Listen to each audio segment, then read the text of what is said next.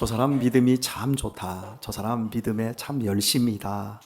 이런 말들을 우리는 종종 듣고 또 하기도 합니다. 참 누구누구 믿음이 대단하다라는 말을 또 듣고 하기도 합니다. 그런데 우리만 믿음이라는 단어를 쓰지 않습니다. 이 세상에 있는 모든 종교에서는 믿음, 신앙 이런 단어들을 똑같이 사용합니다. 하지만 기독교의 믿음, 신앙이라는 단어와 세상 다른 이방 종교에서 사용하는 단어가 단어로는 같지만 그 뜻과 의미는 전혀 다르다고 할 수 있겠습니다. 먼저 세상의 공통적인 종교심에서 나오는 믿음이라고 하는 이 특징을 보게 되면 지극정성으로 치성을 드리고 엄청난 수고와 금욕을 가지고 기도를 하면 신이 감동을 해서 복을 준다. 그러니 우리가 믿음에 대해서 열심을 내야 된다. 이렇게 말을 합니다. 이걸 신심이라고 할 수도 있겠어요. 신을 향한 이 마음, 이게 정말 엄청난 열심이나 또 인간이 할 수 있는 최고의 정성을 바치게 되면 신이 감동을 한다. 이런 행위와 절차를 가진 사람들을 보면 믿음이 참 좋다. 이렇게 말을 합니다. 이것은 일반적인 특징입니다. 모든 인간이 가진 종교성에서 기인하는데 이런 일반적이고 종교성에 기인한 신심의 형태가 기독교 안으로도 들어와서 열심히 하면 정말 제대로 하기만 하면 하나님이 감동할 것이고 그리고 하나님이 우리에게 복을 엄청나게 준다. 이런 생각들이 자리를 하고 있습니다. 그런데 여러분이 이미 알고 있는 바 기독교 신앙에 있어서 중요한 것은 인격성입니다. 세상 종교에는 인격성이 없이 신심만 가지고 치성이면 감천이 된다라는 생각을 합니다. 그런데 우리에게는 인격적인 부분이 가장 중요합니다. 하나님께서 우리에게 당신을 보여주십니다. 말씀으로 또 삶을 통해서 경험 속에서 하나님을 알게 해 주십니다. 이것을 계시라고 합니다. 그래서 우리는 각자 하나님을 아는 만큼, 하나님을 경험하는 만큼, 하나님이 우리에게 당신을 보여주신 만큼 인격적으로 반응하는 것을 믿음이라고 합니다.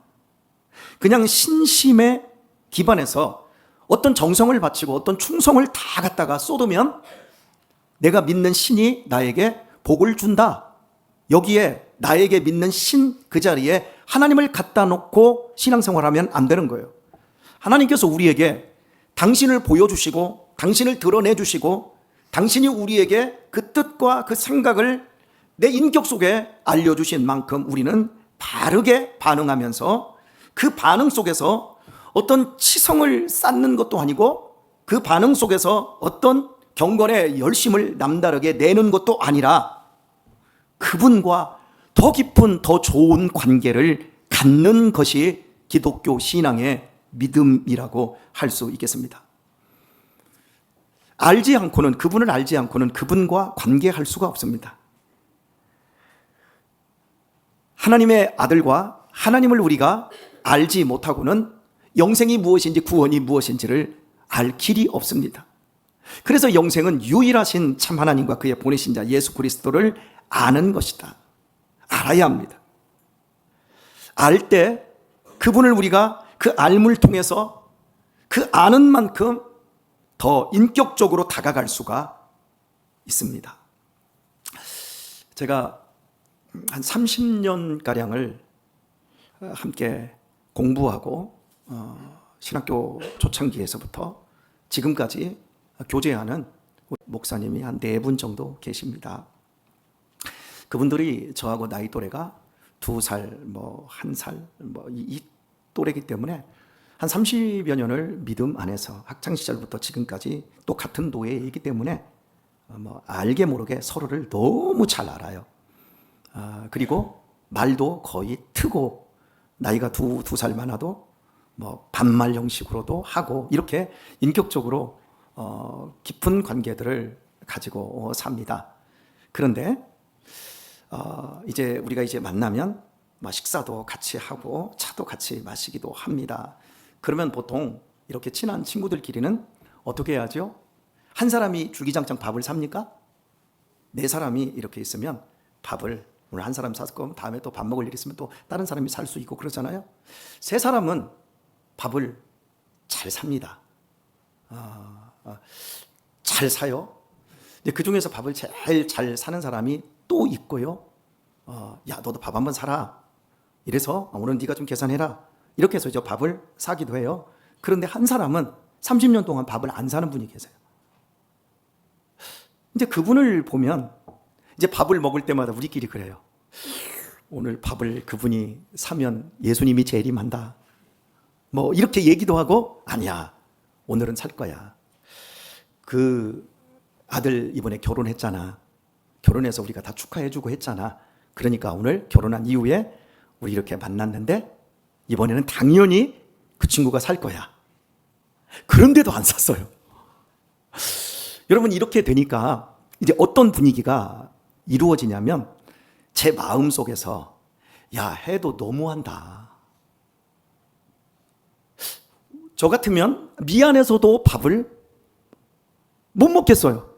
근데 그분은 전혀 미안한 게 없어. 항상 막 그 모임의 분위기를 주도하고 막 그래. 그럼 제가 이렇게까지 얘기합니다. 오늘 말 제일 많이 하는 사람이 여기서 좌장이니까 오늘 밥을 사는 거야. 그래도 안 사요. 도대체 얼마나 그 내면이 무딘 건지 좋은 건지 희한해요. 그런데 있잖아요. 이제 밥을 먹을 때마다 제 마음속에서 또 밥 먹고 나오면 뭐 그렇지 하면서 자꾸 그 사람을 정죄하게 돼요. 그리고 마음이 싫어요. 이런 걸 제가 이제 경험을 하면서 근데 그분은 전혀 그런 걸 못 느껴요. 그러면 여러분 어떤 마음이 좋은 마음이에요? 밥을 많이 사면서 속으로 아유 저 인간 너무한다 라고 하는 사람이 좋은 마음을 가진 거예요? 아니면 30년 동안 줄기장창 밥만 얻어먹고 자기 돈 있어도 자기 아들 결혼해놓고도 전혀 돈을 안 쓰면서도 나는 편안해, 나는 행복해, 아우 나는 좋은 친구들하고 함께 이렇게 늘 어울려. 여러분 누가 행복한 거예요? 여러분 30년을 함께 젊은 날부터 늙어가고 있는데도 불구하고 아직 그 사람을 잘 모르고 서로가 온전히 하나가 안 된 거예요. 바르게 알지 못하면 시간이 가면 갈수록 어려워집니다. 우리가 신앙생활할 때 하나님을 아는 만큼 우리가 편해질 수 있고 하나님을 아는 만큼 기쁠 수가 있고 하나님을 아는 만큼 신앙생활에 즐거움이 있습니다. 읽은 말씀에서 하나님께서는 예수 그리스도를 우리에게 보내주셨고 그분이 십자가에서 흘린 피로 말미암아 우리가 하나님과 원수되었던 관계에서 화목하게 되었다. 그의 자녀들이 될 수 있었다라고 하는 예수 그리스도를 통한 기독론을 우리에게 말씀하고 있습니다. 읽은 말씀에서 가장 강조되고 있는 것은 화목입니다. 우리가 원수에서 하나님과 화목하게 되었다 말씀합니다. 여러분들이 어떤 사람하고 관계가 좋지 않았습니다. 그런데 어떻게 해서 그 사람과 화해를 하게 되었어요. 그 사람도 피해를 입었고 나도 피해를 입었어요. 그 피해를 모두 변제를 다 했어요. 그래서 중간에 어떤 다른 친구가 끼어들어서 야 이제 다 끝난 일인데 예전 일인데 예전에 너희가 그렇게 힘들고 어려웠었지만 이제 그 쌍방간에 그 빚도 다 갚지 않았느냐. 그러면 이제부터 우리 화목하게 지내자. 내가 줄을 섰게. 자, 내가 밥을 한번 살 테니까 자, 지금부터 너희들 화목하게 지내. 그러면 그때부터 화목하게 되지요. 그때부터 화목하게 지내져요. 무슨 얘기인지 모르겠어요. 예전에 분명히 싸웠고 돈 문제로 얽혀 있었고 서로가 큰 피해를 입었고 그래서 이자는 못 갚았지만 어쨌든 간 원금은 다 갚고 어쩌게 저쩌게 해서 이제는 그 어려웠던 그 문제가 다 해결됐어요. 그래서 친구가 야 니네 옛날에 좋았잖냐. 그러니까 이제 다 끝났으니까 이제 화목하게 지내자. 내가 밥 한번 살게 해가지고 두 친구를 식당에 데려다 놓고 밥 사주고 이제는 화목하게 지내자 그러면 화목하게 돼요, 안 돼요? 안 돼요. 정서적으로 어려운 거예요. 감정의 앙금과 상처는 이 안에 그대로 있어요. 자, 야야 그러지 말고 자, 손 잡아봐. 자, 이제부터 화목하게 지내자. 야 친구야, 자 말해봐. 그래 미안했다 야. 그래 이제부터 친하게 지내자 라고 해도 이 마음에서 상한 감정이 해소가 되지 않은 상태에 있으면 어색할까요? 안 어색할까요? 어색하죠. 해놓고 더 불편해질 수 있어요. 하나님께서 지금 이 본문에서 우리에게 계속해서 화목해 되었다라고 이야기를 하시면서 하나님이 우리를 부르신 이유, 우리를 구원하신 이유에 대해서 설명을 해주고 있습니다. 말씀 보시면 22절을 볼까요? 이제는 그의 육체의 죽음으로 말미암아 화목케 하사 너희를 거룩하고 흠없고 책망할 것이 없는 자로 그 앞에 세우고자 하셨으니 말씀합니다. 우리를 부르신 이유예요. 예수님의 십자가로 말미암아 하나님 앞에 우리가 화목하게 된 사람으로 하나님이 우리를 불러내신 이유예요. 그 이유가 너희를 거룩하고 흠없고 책망할 것이 없는 자로 그 앞에 하나님 앞에 세우고자 하십니다. 이게 우리를 구원하시고 우리를 교회로 부르신 하나님 아버지의 이유입니다. 여러분은 신앙생활하면서 나는 정말 거룩해, 나는 정말 책망할 것이 하나도 없어, 나는 정말 완벽해, 나는 너무나 선해, 나는 너무나 경건한 사람이야, 할렐루야, 이렇게 고백하시는 분 계십니까? 내 마음 중심에서부터 나는 거룩해, 나는 흠이 없어, 나는 책망할 것이 없어, 나는 완벽해, 나는 어쩜 이렇게 이 땅에서 최고로 완전한 사람으로 존재할까, 너무 감격해, 이런 분들 계십니까? 그런 사람 하나도 없을 거예요. 만약에 그런 사람이 있다면 그 사람은 정말 미친 사람일 겁니다. 우리가 신앙생활하면서 여러분의 기도를 들어봐도 나는 죄인입니다, 계속 그 고백을 해요. 그리고 하나님 앞에서 너무 더러운 존재, 하나님 앞에서 난 너무 흠이 많은 존재, 나는 하나님 앞에서 너무나 한심스러운 인생이라고 하는 걸 여러분의 기도에 뚝뚝 묻어 있음을 저는 느낍니다. 그리고 말할 때도 그렇습니다. 이번 주에도 셀장 모임에서 우리 모 권사님이 당신을 너무 책망하는 이야기를 하셔서 그러지 마라, 그러지 마라. 제가 그렇게 권면도 해 드렸습니다. 하나님이 우리를 부르셨을 때는 우리를 거룩하고 흠없고 책망할 것이 없는 자로 세우기 위해서. 다들 넘어져 있어요. 거룩하지 않고 흠 많고 책망받을 거로 다들 엎어져서 징징대고 있어요. 왜요? 이 안에 내가 예수님을 믿어요, 내가 예수님의 사랑을 알아요, 그리고 고백해요. 그런데 내 안에 이 숨은 상처가 나를 용서를 하지 않는 거예요. 나를 용납하지 않는 거예요. 그러면서 계속 하나님은 막 세워주시려고 해요. 우리를, 아니야, 예수 그리스도 내 아들의 피가 너를 흠없게 만들었어, 아멘, 너를 책망할 것이 없는 자로 만들었어, 너를 거룩하게 만들었어, 내가 너를 볼 때 흠없고 정말 책망할 것이 없고 완전히 거룩한 자로 내가 너를 그렇게 대하고 싶어.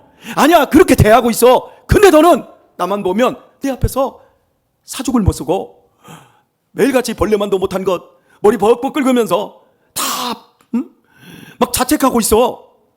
아니야, 나는 너희를 흠없고 거룩하고 책망받을 것이 없는 자로 세웠어. 제발 그 자리에 세워봐. 그 자리에서 무릎을 좀 펴서 일으켜봐. 맨날 엎어지고 맨날 저 땅바닥에 엎드려서 나는 죽어야 됩니다, 그렇게 자책하지 말고 좀 너 자신을 세워봐. 여러분, 우리가 참 이게 살아가면서 잘 어려운 게 인간관계거든요. 어제도 제 아들하고 운동장을 뛰면서 아버지, 참 인간관계가 정말 어려운 것 같아요. 나는 정말 인간관계가 어렵다고 생각해요. 아들아, 아버지도 세상에서 인간관계가 제일 어렵단다. 그래서 배워야 된단다. 그냥 되어지는 게 아니란다. 여러분, 그런데 인간관계의 잘 출발이 어딘 줄 아세요? 하나님과의 관계예요. 하나님과의 관계인데 하나님과의 관계는 하나님이 우리를 보여주신 만큼, 성경을 통해서 보여주신 만큼 우리가 알 뿐이거든요. 그런데 이 하나님을 알므로 말미암아 내가 그 관계를 정말 잘하고 있다라고 하는 걸 어디에서 확인할 수 있냐면 내 자신에게서 확인합니다. 하나님이 용서하셨답니다. 하나님이 거룩하게 하셨답니다. 하나님께서 책망할 것이 없는 사람으로 예수 그리스도와 바꿨답니다. 그런데 내가 그걸 용납을 안 해요. 그러니까 관계가 풀어지질 않는 거죠.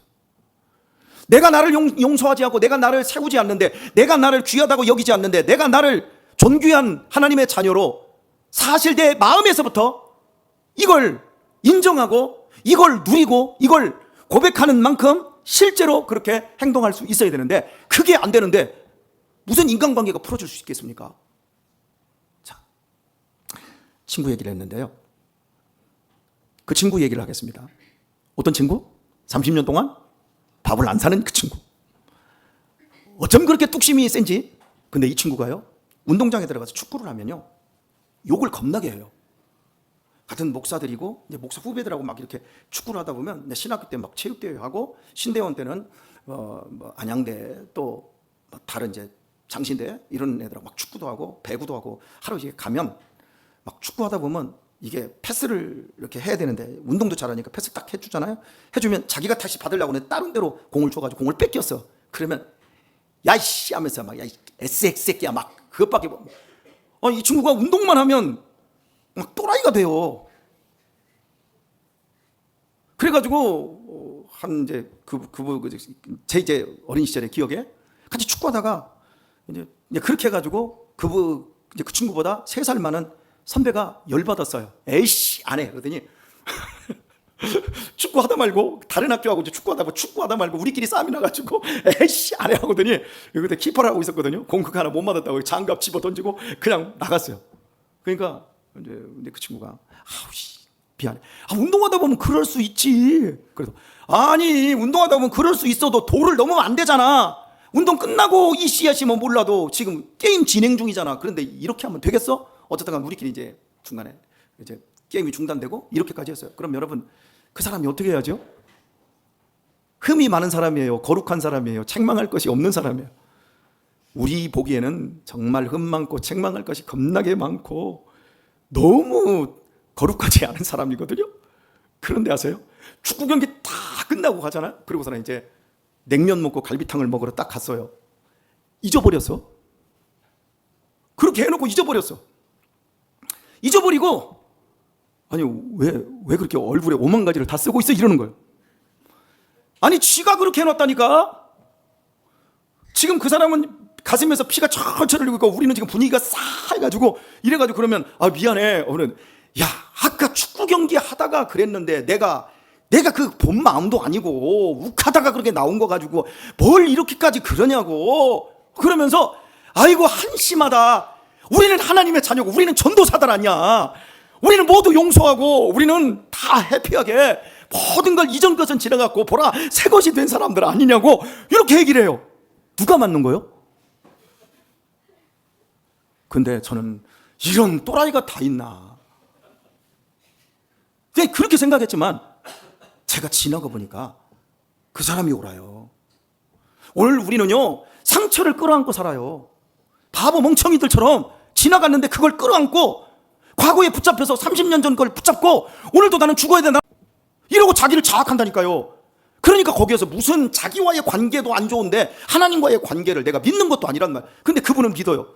근데 그분이요 지금도 욕을 잘해요. 오늘 또 만났는데 그러더라고요. 밥 먹다가 야 그 새끼 그 쌍놈의 새끼가 확시 그러길래 여전하네. 그랬더니 내가 회개를 얼마나 잘하는 줄 알아? 그분은 다 잊어버리고 그리고 너무 항상 앞만 있어. 뒤는 없어요.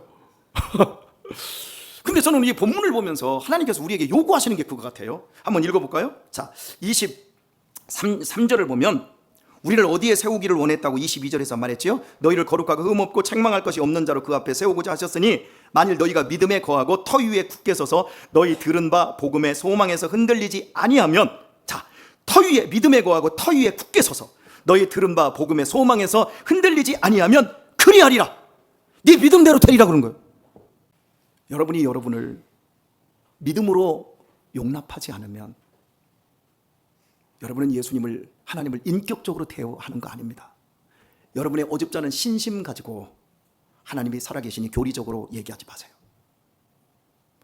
오늘부터 우리를 하나님이 어디다 세우려고 하신다?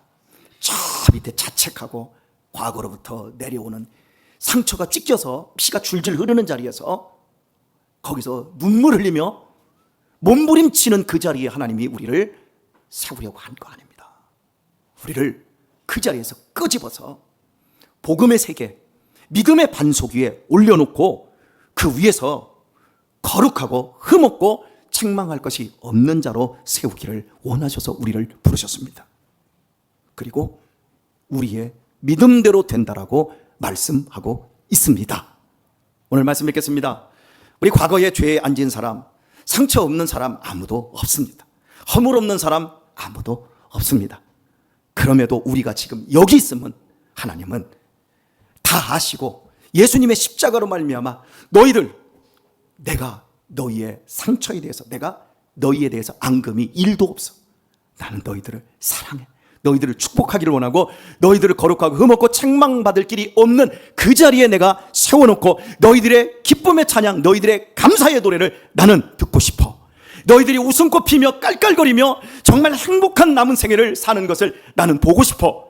내가 너희들을 그런 삶 가운데서 내가 너희들에게 복의 복을 더하여 주고 싶어. 그러니 이제부터 어떤 믿음으로 살래? 너희 믿음대로 될 것이다. 그러니 이 믿음대로 남은 생애를 살아보고 싶지 않니? 오늘 주님께서 우리에게 요구하십니다. 묻습니다. 모두 아멘으로 화답하시고 이제부터 밥 사주면 그냥 잘 얻어먹으시기 바랍니다. 아셨어요? 그리고 누가 밥 안 샀어? 그러지 마시고, 그리고 혹시라도 욕을 먹고 속상한 일이 있어도 탈탈 털어내시고 항상 웃으며 기쁨과 감사로 남은 생애를 멋지게 헤쳐나가십시오. 그리고 밥도 좀 사주시기도 하고 욕은 좀 덜 하고, 아셨지요? 예, 남은 생애를 이렇게 살면 얼마나 행복하고 얼마나 하나님이 기뻐하시겠습니까? 멋진 가정, 멋진 인생 만드시길 예수님의 이름으로 축원드립니다.